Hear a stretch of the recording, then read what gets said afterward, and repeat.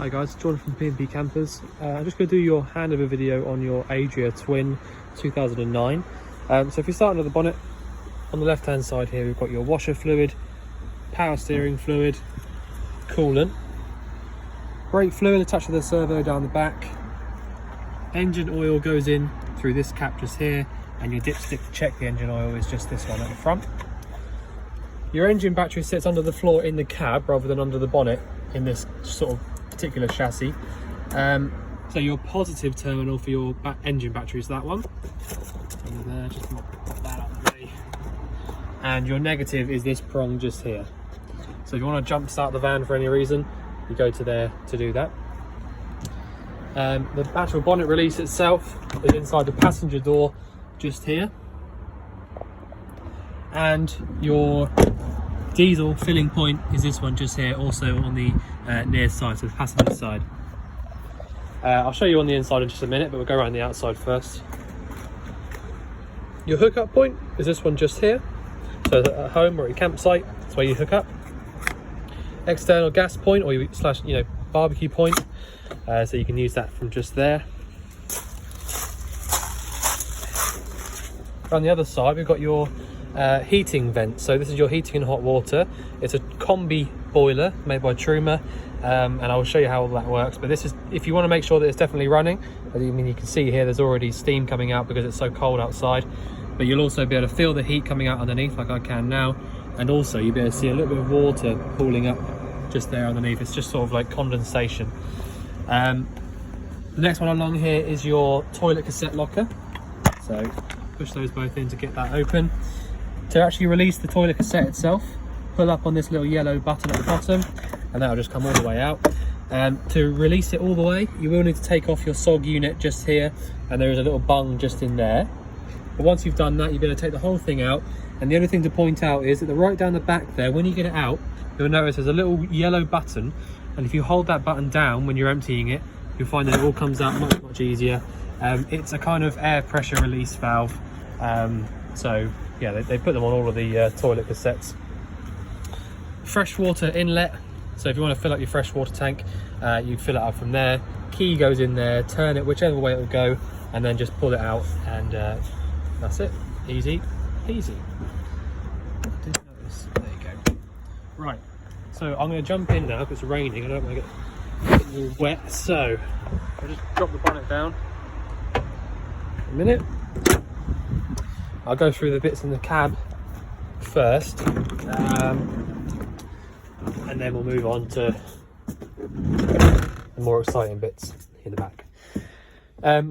Right, so really good spec cab. You've got the automatic, which in itself is a huge upgrade. The gearbox itself is actually a manual gearbox, but it's got a sort of an automatic selector on it. So if you find they do change quite slowly, as if you were actually driving a manual, but it does make it a lot easier, obviously, being able to do that. If you want any help sort of getting used to using it, then obviously you will get used to it pretty quickly, but it is as simple as this. Where it is at the moment, on a normal, well, the way it works, if it was a normal fully automatic gearbox, so had no relevance to a manual gearbox, then you'd have a park button on there as well, a P, which basically locks the gearbox up and stops it from moving. But because it's derived from a manual gearbox, you don't have that. So when you stop and put it up into neutral, you do need to use the handbrake as well every time, because if you leave it in neutral and let the foot brake off and you're on a hill, you will just sort of roll. So if you need to use that, then then use the handbrake. But for the most part, it is literally as simple as top right hand side for neutral if you're not moving anywhere, pull it down and let it go to the left for automatic, so that'll literally just go through the gears as and when it sort of needs to. But when it's in this position here, if you do need to downshift or upshift, if you like, or go up or down the gears, you can do so by literally pushing up to downshift or pulling down to shift up. So it's kind of like, you might call it like a Tiptronic gearbox. So you can do it manually there if you want to, but literally by pushing up or down. And then reverse is back over to the middle or back over to the right, and then down all the way. and then that'll automatically switch you over to reverse. But yeah, for the most part, I have seen it sometimes when people leave it there in automatic, so you need to make sure that you're up and over to the top right before you sort of let off your brake and pull your handbrake up. Otherwise it will just try and pull you along. But anyway, yeah, so you've got your lights, so your main lights on and off, side lights, main lights, just there. Down here, I think is cruise control. Yeah, so you've got the little resume on the side there, so you can get the hang of that and start using that if you like to.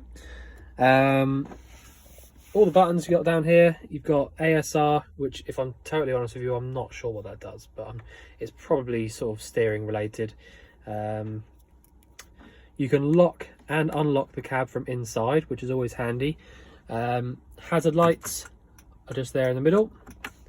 Front and rear fog lights are these ones just here, and your heated rear window, no, it won't work.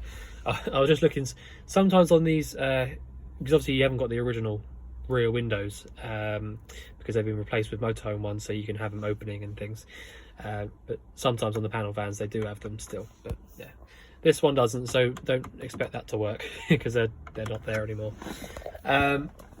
You've got this is all your heating sort of, or cooling part just here.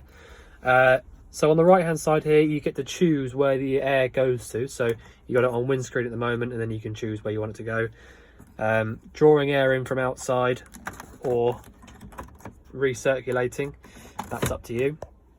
Temperature all the way on the outside, and then the fan speed setting is this one on the inside. Air conditioning is this switch just here. So if you don't have that button on and the number isn't 1 or above, the aircon won't be working whatsoever. And you've also got a single DIN Sony head unit, which looks like it's got everything in it. I mean, you've got Bluetooth, says there that you can connect a phone to it, aux, USB, so yeah, that's got a lot on it. CD as well. There you go. Wipers are on the right hand side, so this stalk just here. You've got your electric adjusting mirrors, so you literally choose which mirror you want to adjust and then just move this around like a little joystick to get the mirror to move. You've also got your windows up and down from here, electric adjusting windows. You have got a couple of aftermarket cup holders here, which just literally work like that. So that's nice to have that, because these don't come with cup holders from standard. Nice little, well, quite a big bit of storage under there. But yeah, so that's about it for the cab. Like I was saying when we were under the bonnet, the engine battery actually sits underneath this here. So you see you've got these little sort of lugs for a flathead screwdriver, or a big flathead screwdriver or something like that, to get that open. And then you'll find that your engine battery just sits right there, nice and sort of comfortably. And it does make it a hell of a lot easier for replacing the engine battery as and when you need to, because you don't have to reach in and grab anything out from under the bonnet. It is literally just sat right there at sort of arm height, so it is nice and easy. All right, so that's the cab. So we move on to the back end now. So we've got your control panel just here, so your Adria control panel. It's really, really simple. I mean, I don't even really have to run you through it, but I will do. You've got your main on and off switch just here on the right. So if you push it up, you get this little green light come on here underneath the 12 volt, which is telling you that it's on and that everything in the van at the moment, the battery, the leisure battery, is now powering it, basically. This little light just in here, you can see there, if you plug a hookup cable into it, you will get this little yellow light shining up, just sort of proving to you that your charger is working. Next one along, you've got, it's a rocker switch. So if you push it up, it won't stay on or anything like that, because it is literally just a rocker switch. So up is leisure. So you're telling you it's got 12 volts in your leisure battery and 11.5 in the engine. So that is pretty good at the moment. Bearing in mind we haven't actually hooked the van up or started it or anything in about a week now, I don't think. So they are very, very good battery rates for that. Next one is literally just up or down for your water pump, which, by the way, is a submersible water pump. So even though the light's on at the moment, the pump is not running. And the reason I know that is because none of the taps are on. If one of the taps was on, then the pump will just run straight away. But until that happens, the pump will not work. The reason for that is that the submersible water pumps only work by power going to the pump, whereas the other water pumps work by water pressure. So they'll kick it. A normal water pump, or one of the bigger, more chunkier water pumps, will work. It'll only come on when the pressure gets too low, whereas with the submersible ones, it'll only work when you pull the tap. So the second I turn this off, the pump stops. It's because there's a little switch just inside the actual handle there. So yeah, the pro for that really is that you don't tend to get many leaks anywhere, because there's no real pressure building up anywhere around the van. So yeah, that's one thing to bear in mind. Oh sorry, I'll just show you the last bit on the control panel. On the very left hand side here, if you push up, it will show you how much water you got in your fresh tank. Push down and it'll show you how much is in your waste tank. So the waste is empty, fresh has got about a quarter of a tank in it, which, just so you know, will probably be empty by the time you get the van, just because I've just filled the boiler up again to show you it all working. Right, so the first thing I need to point out, absolutely the number one thing you need to do first, is come into the van, switch your 12 volt on, and then switch your pump switch on like it is now. Come to your sink and literally just pull the tap like I just did there, and wait until your water comes through like it is now. So when I first got into the van, the boiler had been emptied as part of the hab check. So when I first got here, when I pulled that tap on the hot side, no water came out at all for about 2 minutes. So if you ever find that you pull the tap with the pump switch on and no water's coming out, then that means that there's air in the system, or it just means that your boiler is empty. Now I'll quickly show you, just sort of as part of that, if you want to empty your boiler out, so for winter or for whatever reason, I don't know if you can see it, no, not really. Well, there's a little yellow tab just there in front of my finger. It's too dark. You'll see it in the daytime. Literally right there, little yellow tab, and at the moment it's facing, well, it's flat. So if I lifted it up, then all the water from the boiler would drain out, and that's your boiler drain. So the reason you would do that is if it was going to get really cold and you're not going to use the van. So if it was sat on your driveway, for example, and you knew it was going to get down to sort of -degrees that night, you would normally go through and empty your boiler out before the water inside it freezes. And the reason that's a really big problem is if your water freezes inside your boiler and the boiler's full, the water will expand when it freezes and just pop the lid off or burst something, a pipe somewhere, and then you're in a sort of, a whole world of trouble there. So make sure, absolutely definitely, that if you're not going to use the van and it's going to be too cold outside for it, drain it out first. So what I did was I came in here, I put the drain tap down flat so that the water would fill it up, and then I came in here and just did what I've just shown you there. So turn the pump switch on and the power switch, and then just pull your hot tap. If the hot tap's coming through like that, then that means that your boiler is full of water. All right, and once you've done that, you can move on and not worry about it at all. So the other reason you need to do that is if you try and light your boiler up and do things with your boiler and there's no water in it, then that can cause problems as well. Because if you imagine, if you plugged a kettle into a socket and there was no water in it, and you tried to boil it up, you'd probably get a fire or something like that, because it would be just heating up nothing basically. And it is the same kind of idea with the boilers. So I will show you in a minute how to use all of this, but this is all your boiler switches and sort of dials just there. So I'll show you how to do that in a minute. It's nice and easy. Right, so you've also got a 2-burner hob just up here. These are typically continental. There's no ignition on it whatsoever. So to actually light them up, you will need like a clicker or a lighter of some description to do that.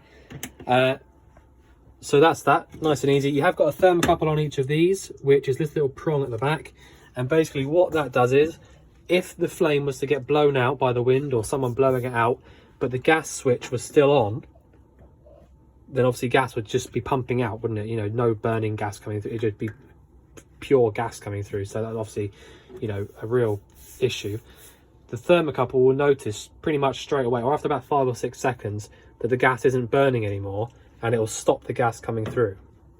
So it's kind of like a fail-safe way of not filling the van up with just unburned gas. So there you go. That's that. That's all working. You know, we have to check as part of the hab checks on all the vans. In the, I just noticed the light was on in there. Grill just down here. You've got an ignition for this one. So they are a bit noisy, but that's just a piezo igniter. That's the same on you know, anything with a piezo.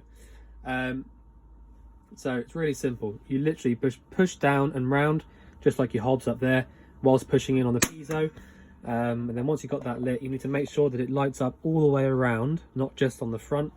And then once you're happy that it's lit all the way around, you can then let go. Obviously, don't use this if the sorry, I don't know what I'm trying to say. Make sure that you've got this open sort of halfway, or not closed at all is what I'm trying to say, because you can't use you shouldn't use a grill with the door all the way closed by any means. So make sure that you do that first. Once you've done that, obviously, like you say, you can just let that go and do its thing, but just don't close it all the way up. Under the sink, you've got these, which are your isolator taps, gas isolator taps. So they've all got a little symbol on them. So the top one there will be your hob, grill and fridge. The bottom one isn't for anything specific, I don't think, although actually, yeah, it is something specific, and that is your external gas point, I think. So you can switch that one on if you want the gas going out to the external gas point. Leave it off if not. Yeah, so just bear in mind as well, by the way, you don't need to switch these off every time you leave the van. This is just purely for if you have an issue with an appliance, you can isolate it from there, or if someone recommends to you that you turn it, you know, you condemn something or whatever, you can just turn the gas off from there, and not worry about something until you need to, you know, until you get back from holiday or whatever. Obviously let us know if you get any problems with anything, but you know, you shouldn't do. Just inside the sliding door, I'll just show you, you've got this little switch just here, which basically turns your gas on and off. So you need to have that one on before you start using your gas appliances. Over here, we've got your satellite for on the roof. So I won't press that button because it'll, you know, it goes all the way up and starts spinning around, but it will lock on its own. So you literally just press this button here on the left, and the dome will go up and sort of lock on to whatever it needs to. All your bits and pieces, all the oyster parts are in there already. You've got a place for a TV bracket already fitted up here, so if you wanted to fit a TV to that, then you can do. Yeah. Right, bathroom. Really simple. You've got this here, which is basically your tap for the sink, but it also makes up to be your shower point up here. So it pulls all the way through, and then if you have two hands, unlike me at the moment, you can quite easily feed that back through like that, and it does literally just work from this side just here. So that's that. Light up here, bearing in mind it's daytime, it's actually really nice and bright, so plenty of light coming in here. Toilet, you've got your flap to open it and close it just here. One thing to point out with that is if you find that you can't take the toilet cassette out from outside, it can mean a couple of things, but 9 times out of 10 it means that you've left this flap open like that. Another thing to mention is if it's really cold outside, I'll just point out that's a vent for your heating as well, so the heating comes into the bathroom too. If it's really cold outside, what was I saying? No, that's not what I was saying. If if you open this up, then yeah, that's all I could say. If it's really quiet outside, sorry, you'll notice that you can hear a kind of a fan running when you open this flap, and that's part of that SOG unit that's in the locker. So when you open this up, rather than the smell coming into the van, then basically it pumps it out to the outside. So you notice on the actual locker outside, you've got this sort of white rectangle right in the middle of it, which will say SOG on it, and that's where that pumps out to. So the whole time that this is open, your fan is running and pumping all the bad smell to the outside, rather than it sort of just falling into the van, if you like. So that's a really, really good thing to have. To flush the toilet, you literally just press that button just there, and that's it. Sometimes they don't work, just because they do. I don't know why they stop working, to be honest. You can fix it. I don't know if this one does or not, because the cassette isn't full. But just there, you'll see there'll be a little red light come on. Well, there should be a little red light come on when the toilet cassette is full, to tell you to empty it. But you know, like I said, to be honest, don't take them as gospel. You'll know anyway when it's nearly full. But just in case it doesn't work, don't worry too much about that. It's they're pretty. I mean, like I said, I've fixed one before, and after a couple of weeks, it stopped working again. So they're not the best, but there you go. Anyway, right. So I'll turn the light off and close this door up. Like that. Okay, so bearing in mind, or assuming that you've already come through and done what I said at the start, which is pull the water through and make sure that your boiler is full, and also making sure that your drain tap down there is flat rather than upright, the yellow tap. You can then come through here and then start playing around with your boiler settings. So the one at the bottom, which says Combi E on it, is your oh, I just noticed they've got this just here next to it, so you can read through it if you like to. But I'll just quickly tell you. So Combi E at the bottom is telling the boiler how to work, or what energy to use. All right, so there in the middle, it's on gas only at the moment. So whatever you tell it to do up here, the boiler will only use gas. All right, so if you then want to change it and use it on electric only, you can twist that to 1 up or 2 up there, and that will use electric only, assuming you've got an electric hookup plugged in. If you want to use it on gas and electric, you can turn that one down to the bottom 2. So the one at the bottom, like I say, is literally just an energy selector, and where it is at the moment is where you're going to have it most of the time, probably, and just leave it on gas. So at the moment, whatever I'm, you know, I'll show you what I've got it on in a minute, but whatever I'm telling the boiler to do, it's doing it via the gas only.